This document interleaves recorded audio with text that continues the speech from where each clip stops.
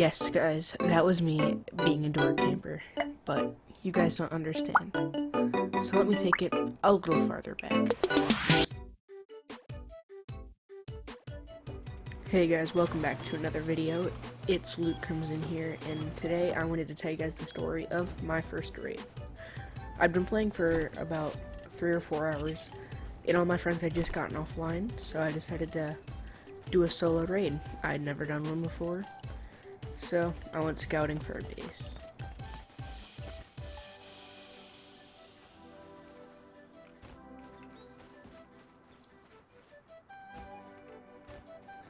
You see, there's a reason I chose this space to raid. It was because right here I noticed that they had an airlock of 2 wooden doors. And wooden doors are pretty easy to get through with Eoka shells. It takes about 40 to 50 Eoka shells to go through one. So I knew I'd need about 100 Eoka shells to break through. So I started the grind to get charcoal, sulfur for gunpowder, and an Eoka for the raid.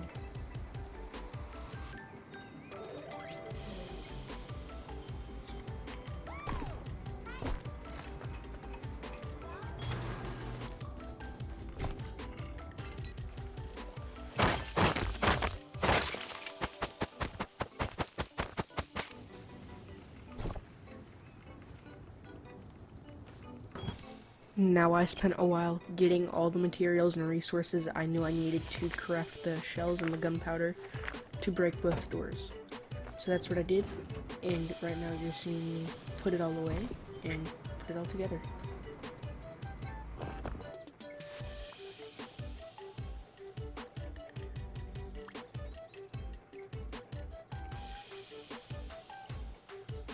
Now I know some of you Rust pros were asking why I was trying to get so many metal frags for the raid, even though the Eoka only takes 75 metal frags to make and I already have one. Well, let's just say I wanted a little bit of reinforcements in case things turned south.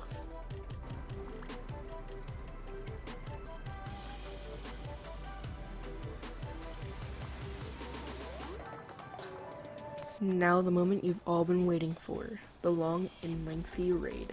The reason it's so long is because the Eoka takes quite a few clicks to actually shoot, and it only does 4 to 5 damage on a 200 health structure. So it did take a while, and you guys are about to see the fast motion, thank God, of me finishing off the door.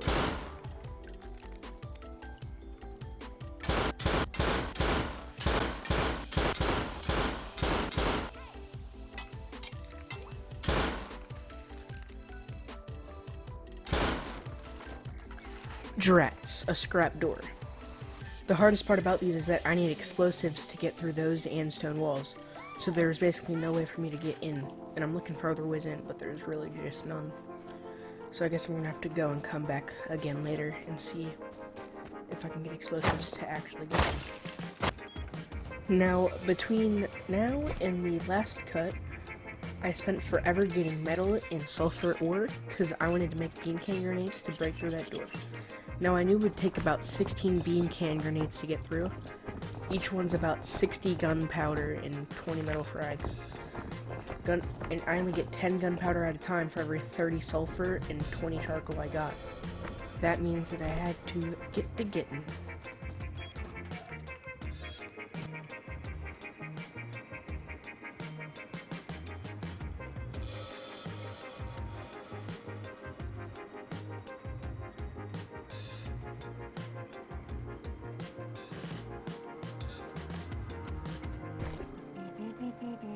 Now, here I am, 30 minutes later after I collected all the materials I needed and crafted all the bean can grenades I could ever need to get this raid done. So, the thing is, it's nighttime and I don't like raiding at night because it's a lot harder to see, especially if I get into a fight and someone sees me, because his base was right next to the road. So I decided to wait till morning. Now, here it is. Dusk has just fallen. Dawn has just risen. The final moments before battle, running to the battlefield for the raid. It's funny, they said that the most peaceful moments of battle are before and after. And this could not be more true here. It's kind of funny how one raid will define the rest of my gameplay and the rest of my Rust life on this server. Here we go.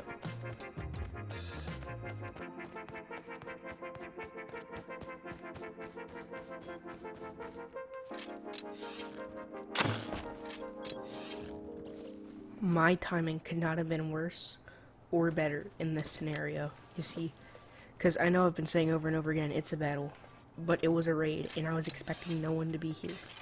The second I go up for the raid, a guy spawns in and tries to walk out. Now it's going to be even harder to raid, because he can sit in there all day. Or it could be easier. Now, this guy had been killing us multiple times before, and that's why I'd partially chosen this base.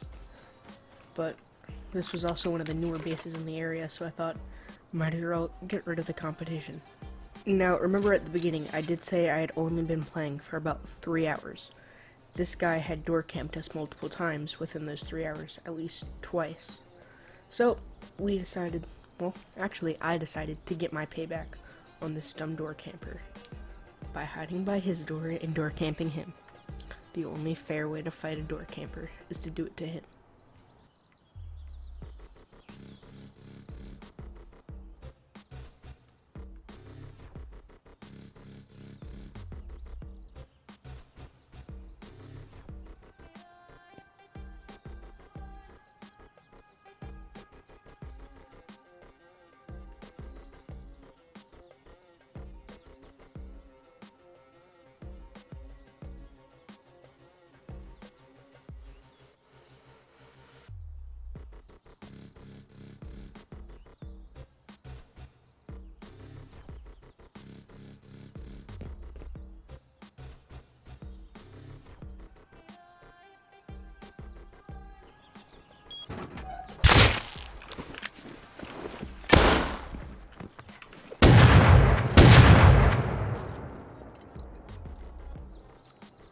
Now, all this build-up and all this wait for something you guys knew what was going to happen. But you guys didn't know that that was actually going to be the end. No, it's not the end.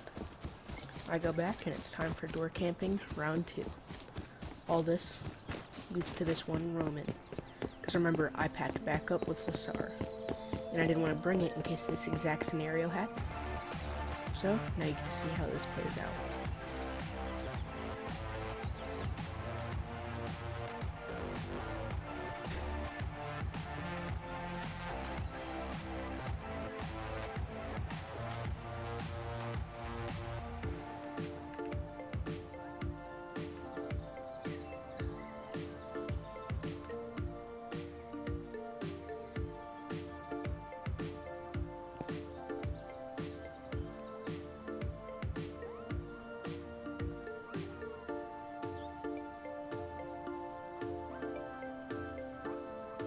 Now we wait.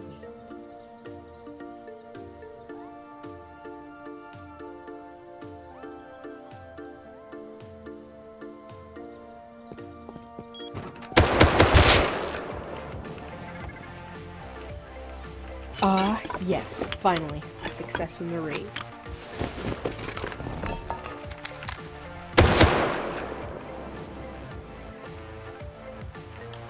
I want my stuff back. Why are you bullying me?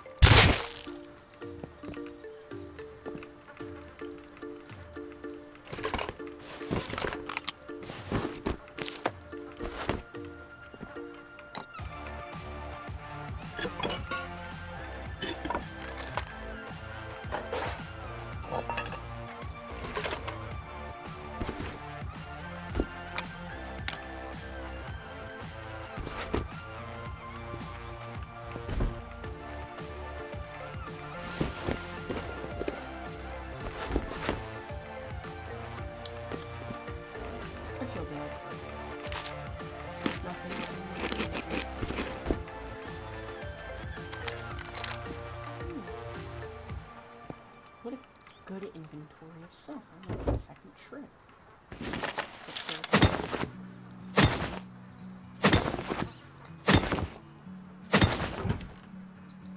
It was very nice of them to put a lock on their TC.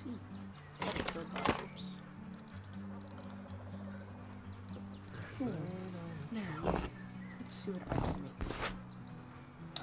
Oh, yeah. That'd be nice if I can just shoot little door, make sure that they definitely can't get in. Bring it. What is this?